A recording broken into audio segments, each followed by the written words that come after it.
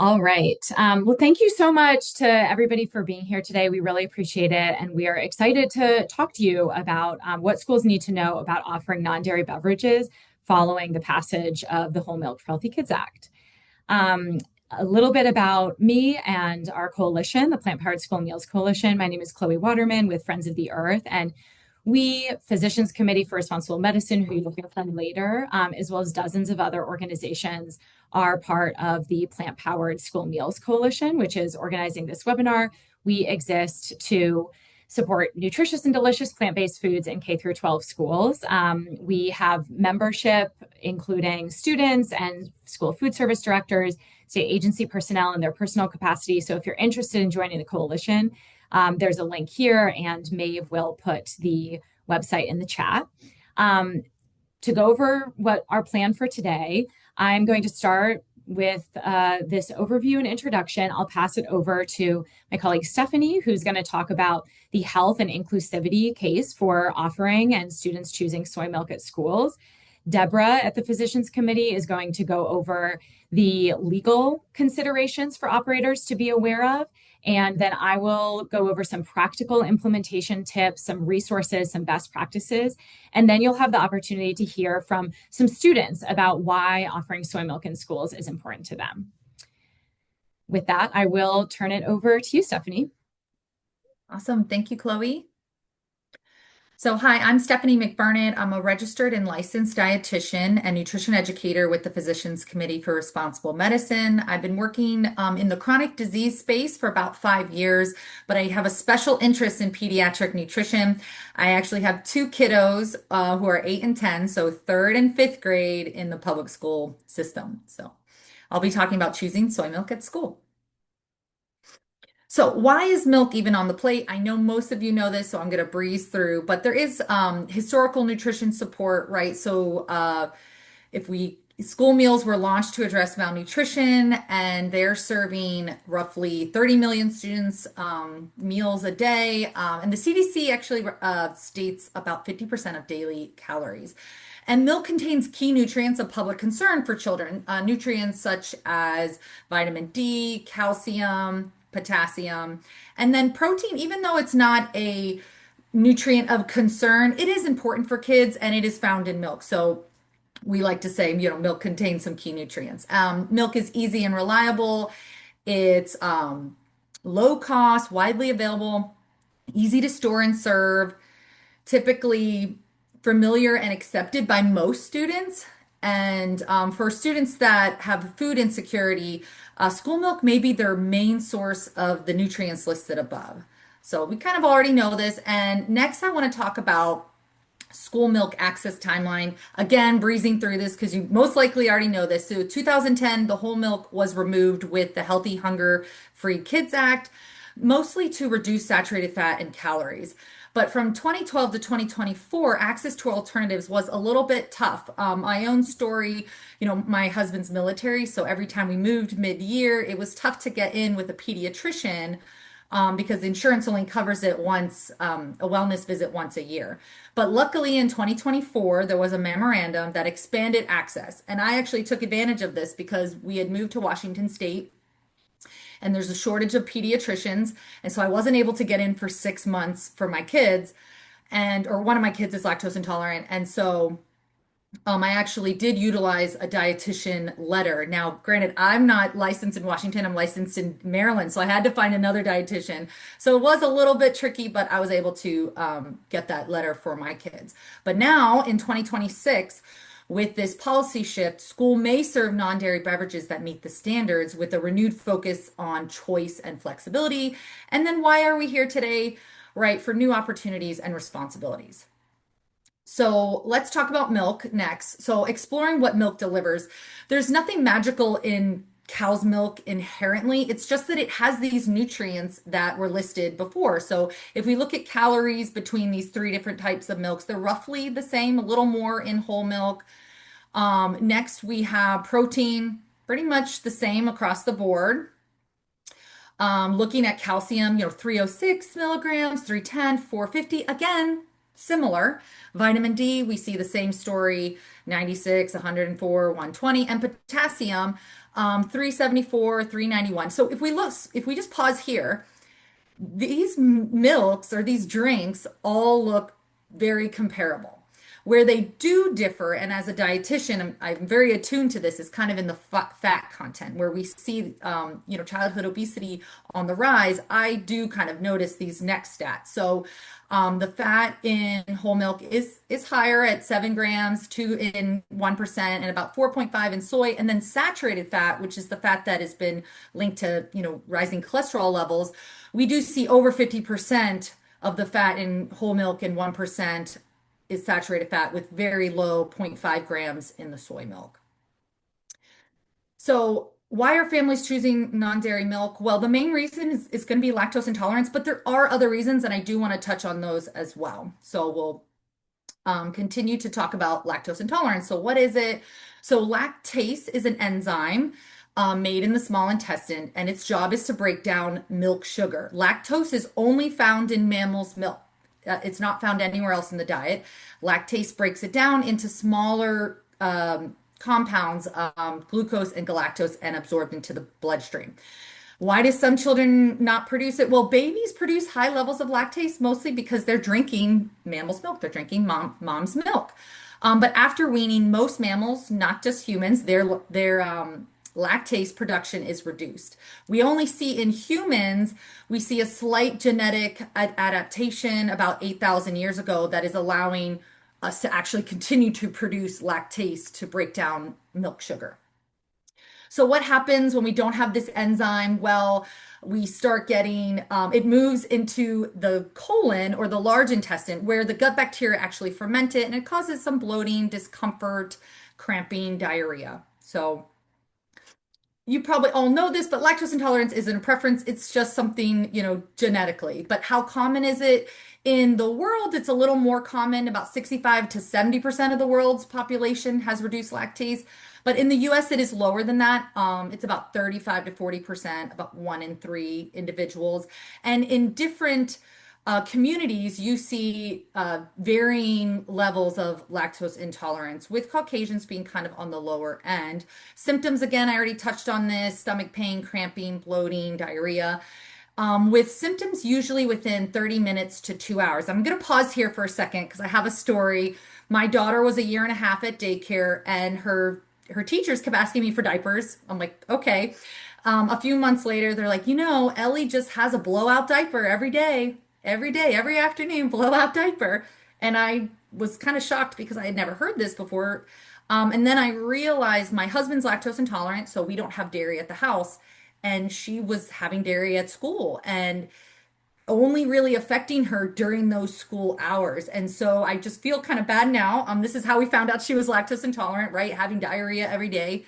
So just kind of a little note that sometimes kids might not even realize, or parents might not realize, that children are lactose intolerant. And then to continue the impact in schools, right? We want kids to drink milk. We want them to receive those nutrients that we talked about earlier, and we don't want to discourage that if they're having stomach issues that lead to discomfort, missed class time, or avoidance of meals.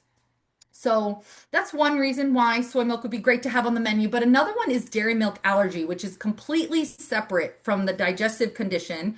It's an immune reaction caused by our system reacting to cow's milk's proteins, specifically casein and whey proteins. And even lactose-free milk will still have these casein and whey proteins. So here's a chart. I'm sure you've all seen it as food service providers. The top 9 allergens with shellfish at the top. Cow's milk is actually the second most prevalent food allergy in the US at 2%. Peanuts right underneath that. So it is quite common to have a dairy allergy outside of lactose intolerance. But I will note that soy is also on this list. So it's a lot less percentage, but it is definitely something to think about, that you might be getting, and Deborah, my colleague, will talk about this later, kind of a letter if someone is both allergic to cow's milk and soy. Another reason may be health reasons. So maybe there's a parent who's really into nutrition, or a dietitian or a doctor. And so there are actually these great health benefits to soy. It's low in cholesterol, well, zero cholesterol. We saw that it was lower in saturated fat, and actually soy milk does have fiber, so it can help with gut health. And there's also isoflavones found in soy, which is an antioxidant that has been found to be beneficial for breast cancer risk and heart disease later in life. Now I know there is some myths around soy still out there, but soy milk is made from whole soybeans. It's not a soy protein isolate that's just mixed with water. It's actually soybeans that are cooked and blended and strained out.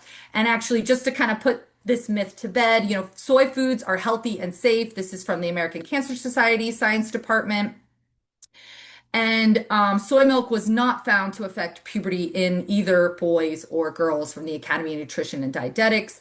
And where does this kind of myth come from? It's because plant estrogens, phytoestrogens, look very much, they look almost identical to human estrogens, except for there's like a carbon and a hydrogen off. So what they'll do is these plant estrogens will go and try to bind with human estrogen receptors, and then they try to, but they don't quite fit. So actually, they don't act the same as human estrogen in the body. But I could have a whole presentation about that. We'll keep moving. Other reasons could be cultural or religious reasons, maybe family preference, ethical, vegan reasons, environmental reasons, lowering the carbon footprint, or just plain taste. Some kids, it's just milk is just maybe not tasty to them. I was one of those kids. I didn't really drink milk growing up, but no reason other than taste for me. And so these are just the reasons why it would be very valuable to have maybe soy milk on the menu at schools. And if you have any questions, please feel free to reach out. I'm going to pass the baton. We have a lot more today. Pass the baton to my colleague, Deborah, to talk about more the legal side of having these options at school.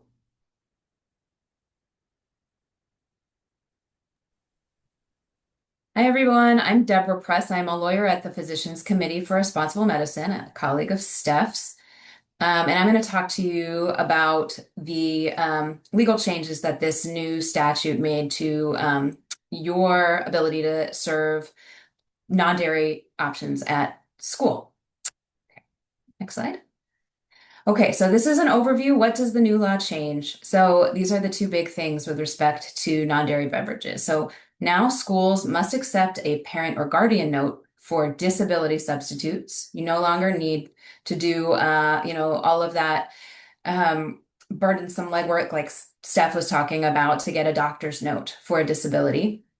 And schools can now bypass individual requests altogether if they so choose by proactively offering nutritionally equivalent non-dairy beverages alongside cow's milk in the lunch line with no note from parents or guardians and no need to notify the state. So zooming out, there are now 3 pathways to serving non-dairy milk at school meals. There's the disability request, there's the discretionary request. So the disability request is when an individual with a disability submits a note to get an alternative. The discretionary request is when an individual who doesn't have a disability requests an alternative to cow's milk. And then number 3 is this new option that we have where we dispense with individual requests altogether, and we simply offer all students soy milk on the lunch line. Okay, so path 1, we talked about lactose intolerance quite a bit. It's important to know that lactose intolerance is a disability, and USDA guidance has said this in a number of places over the years. Most recently in the new meal pattern regulations, they say a child whose digestion is impaired due to lactose intolerance is considered a person with a disability. And food service operators aren't supposed to interrogate it to find out how, whether the student is having pain or discomfort. It's supposed to be something that is accepted. A disability under the Americans with Disabilities Act is an impairment of major life activities. So digestion is considered a major life activity and is therefore qualifies as a disability. Next slide. So how does this disability substitute request work? Almost like it did before, except now schools must accept a note from a parent, as well as a medical note is still acceptable, but you also have to accept a parent note. The content of the note is not changed. The note still has to identify the disability that restricts the student's diet. So, for example, lactose intolerance. It has to specify the substitute for fluid milk. So, here are some examples: soy, water, oat milk, or juice. For a disability substitute, it doesn't need to be nutritionally equivalent to milk. So, it can be anything that doesn't undermine sort of the goals of the national school meal programs. And then again, it can come now from a parent, guardian, or a state licensed healthcare professional. Next slide. Okay, so path two, this is the discretionary substitute. This hasn't changed. So if a person who has a medical issue, perhaps that's short of a disability, they have a vegan diet, religious, cultural, or ethical beliefs, taste preferences, a school may choose to accommodate an individual's request. And so that's not mandatory like the disability request is. The way this works is, as I said, unchanged. A note from a parent, guardian, or healthcare practitioner will identify the reason for the substitute. In this case, the substitute does have to be nutritionally equivalent to cow's milk, and the school has to notify the state agency that they're serving something other than cow's milk. And then three is this new option that we're excited about, offering soy milk for all students, no note required. So the new law says that schools may offer on the lunch line non-dairy beverages that are nutritionally equivalent to fluid milk, and soy and pea are the most readily available. No medical note or parent note is required, so there's no fielding individual requests. No notice to the state agency is required that you're serving this. And just wanted to note that under the language of the statute, it can be flavored. So that's something else to consider.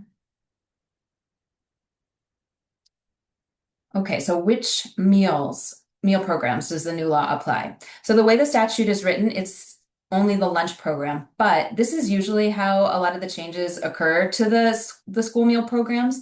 They start with the National School Lunch Program, which is kind of the signature program, and then USDA will apply the same changes across the board for consistency's sake.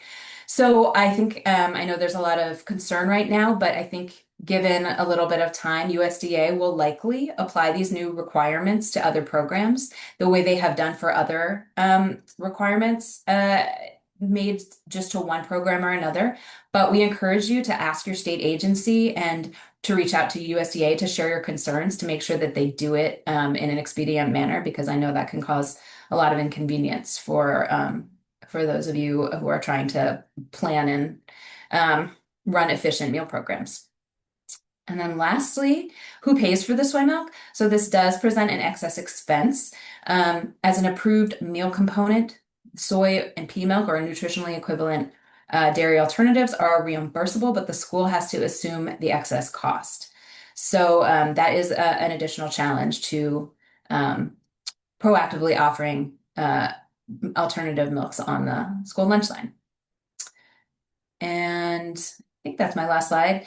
I am gonna pass it on to Chloe to talk about implementation of these new laws, and she'll share some legal and practical resources that we've put together for you as well. Thanks so much, Deborah. So yeah, I'm going to cover some of the best practices for implementing these new flexibilities and requirements and point you to some resources. Next slide, please, Maeve. So some best practices.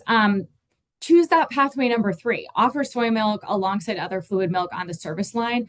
If you are doing pathway number 3, you don't have to worry about pathway number 2 with those discretionary notes. You still have to honor disability-based requests, but you can drop the whole individual notes, keeping track of which students are at which schools, who you have those parent notes from, notifying the state agency. It's going to be operationally simpler and more equitable to take advantage of that option to proactively offer non-dairy milk right on the lunch line. Another best practice, and these ones are focused around parity. So if you're offering flavored cow's milk, offer flavored soy milk as well.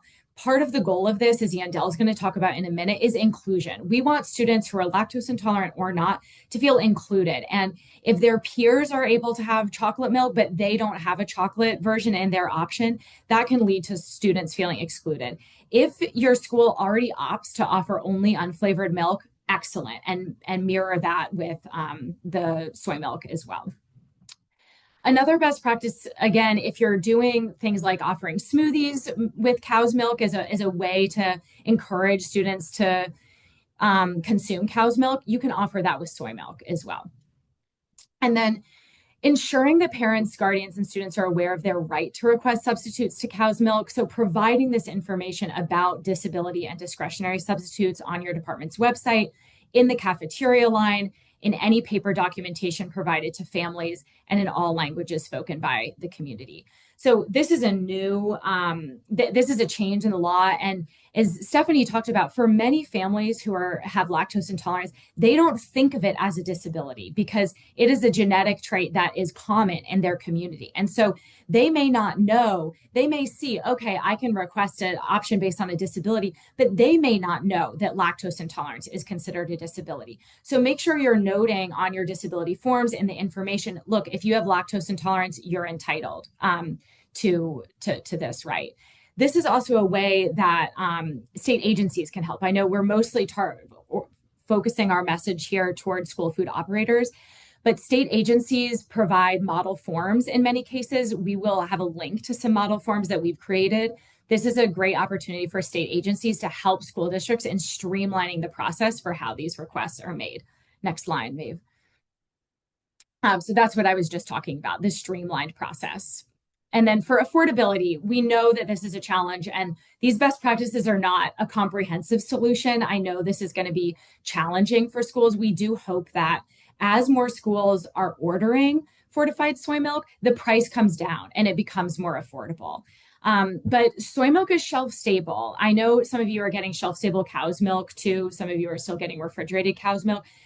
As a default, soy milk is going to be shelf stable, and lasts for up to 8 months after the purchase date. So you're going to have a lower risk of food waste, which can enable you to make larger orders to get better prices from your vendors. Another best practice for affordability is to pilot soy milk on the lunch line. I know for many directors, it's an unknown right now. How many of my students would take this? Would it be too few for it to be worth it? Would it be too many for me to be able to afford? Can you do a pilot this school year, this April or May, gauge student demand, and then use that data to really forecast into the next school year, negotiate a bulk price based on that demand, and incorporate the level of demand you saw in your pilot into your menu and cost planning for the next school year. Many of you are part of purchasing cooperatives.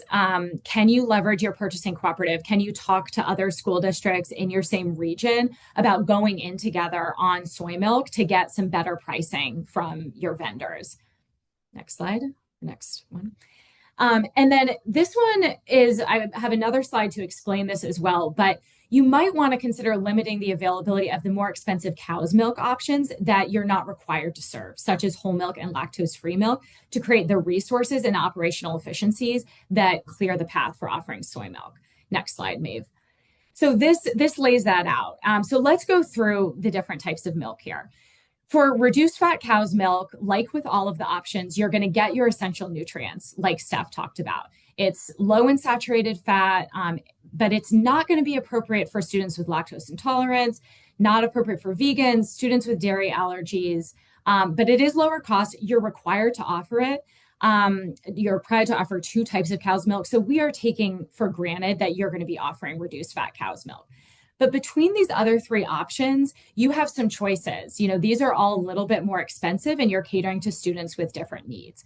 So with lactose-free milk, you have the advantage of accommodating students who are lactose intolerant, but as Steph laid out, those lactose-free milk is still not going to be appropriate for students who are vegans, sometimes students following kosher diets, or students with dairy allergies. And then for whole milk, you're really not getting anything that you're not getting from the reduced fat cow's milk. Some students may be familiar with seeing whole milk at home. That may be more comforting, but from a inclusivity perspective, there's nothing that you're getting from whole milk that you're not going to be able to get from reduced fat cow's milk, and you have the burden of the higher saturated fat. On the other hand, soy milk has, again, the essential nutrients like everything else, low in saturated fat. It is appropriate for students with lactose intolerance, for vegans, for students with dairy allergies. And it's also a lower emissions option, unlike any of the cow's milk options, which may be something that is valuable for your school district. So, in conclusion, insofar as you're facing some real trade offs in terms of cost and operational efficiency with determining what types of milk to offer beyond kind of the default reduced fat, skim, 1% flavored and unflavored options, offering fortified soy milk is going to check more boxes in terms of accommodating a diverse range of student needs. So to drill that point in and just add some, resources first. We have all of these resources. Everything we've said today, we have available online, more or less. And so Maeve will put into the chat a link to our primary guide. We have a guide for food nutrition services that includes links to model forms that you can use for your school, links to the vendors that are offering these options, all of the legal guidance that Deborah laid out. And we're working on developing some marketing materials for soy milk that you can use to raise awareness with your students about lactose intolerance and reasons that families may want to choose soy milk. And so with that, I'm going to turn it over to Yandel, who is one of the students who really fought on Capitol Hill for this change to be able to have soy milk on the lunch line. And I'm excited for him to introduce himself and to share his reasons for wanting to see soy milk provided right on the lunch line. Over to you, Yandel. Hi, everyone. My name is Yandel, and I'm a high school senior from New York City, and I'm lactose intolerant. And I want to share, a bit about my personal testimony from when I was in middle school. So when I was in middle school, I will always remember standing in the lunch line, typing in my PIN code, and picking up my school lunch. And I would just watch my friends get milk while I would always walk without it. And at the lunch table, I often felt really excluded because my friends would bring in snacks that contain dairy or even drink their dairy milk, but I would just sit there sipping water and sometimes juice. It honestly made me feel very disheartened, discouraged, and I kept always asking the same question. Why did I have to be lactose intolerant? Why do I have to be excluded from the table and that I can't get all these snacks that they keep offering me at the lunch table? Be like, hey, Yandel, do you want this snack? And would always be saying no thank you, because I would always have the symptoms of like vomiting, diarrhea, or even stomach ache in class. And because I wanted to, keep my academics and everything, I didn't want to give my parents the trouble of going, to the school, picking me up and everything. And I really wish this wasn't something I had to deal with, because it was more emotionally and mentally. And this didn't just happen in the school lunches. It also happened in like school parties or even events where families would just bring in like different products of like that had dairy, and I wouldn't eat it because of my lactose intolerance. So everyone just could be eating away, their pizza and everything while just being excluded kind of in the corner. It would be just like four of us, but it was like very, very hard for me to process it mentally. And additionally, I just wanted to add is that my parents didn't even know that plant-based milk could be an option with a doctor's note back then in middle school. And the school really didn't make these alternatives clear or accessible. If soy milk and other option for plant-based milks had been offered, I'm really confident that my family would have supported that. And I just wish like the ask just to make sure that all parents know this, because if the parents know that they could access plant-based milk for their child, I'm pretty sure that they would advocate for that. And pretty much that's why I want plant-based milk option to be available in schools, because it is so important in order to have like the inclusivity and make sure that we're not excluded no more at the lunch table. Uh, Thank you. Thanks so much, Yandel. So appreciate you sharing your story and having the courage to do that. Emily, I see you. Why don't you introduce yourself and share a little bit about why you are hoping to see soy milk on your school's lunch line? Yeah.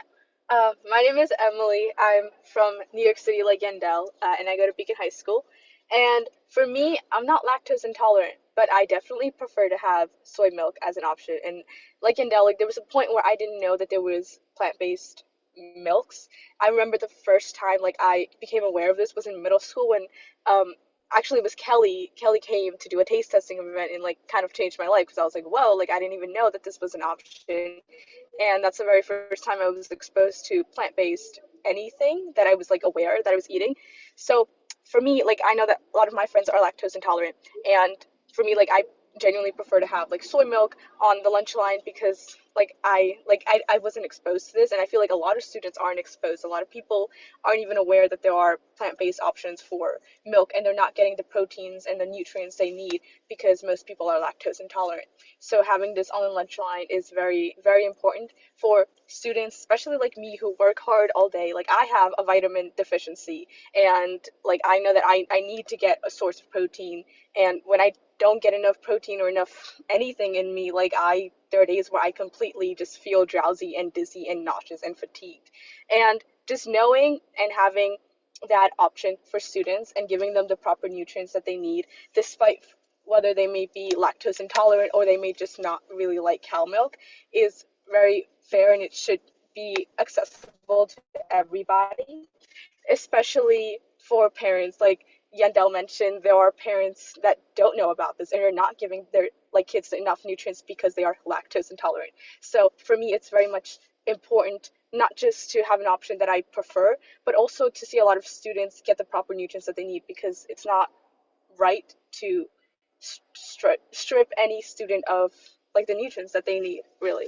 So yeah, and I think it's very important to have that in schools because it introduces us at a young age that, first of all, it introduces other students to being open to trying new things because there's a lot of stigma over plant-based stuff. So it's very great to have that option there so people can try it and they can see that it's really just milk. Thank you so much, Emily, and thank you, Yandel. I really have to give them both shout outs because they have both been advocating at their schools to expand soy milk even before this law passed, and advocating for the rights of their fellow students who have lactose intolerance or allergies. And it's really exciting that their advocacy has contributed to a policy change that now is going to enable their school district to potentially choose to offer soy milk on the lunch line. So thank you guys so much for being here. I know you guys have like hopped on right after school. If you have to jump, that's totally fine, but we welcome you to stay on for questions as well.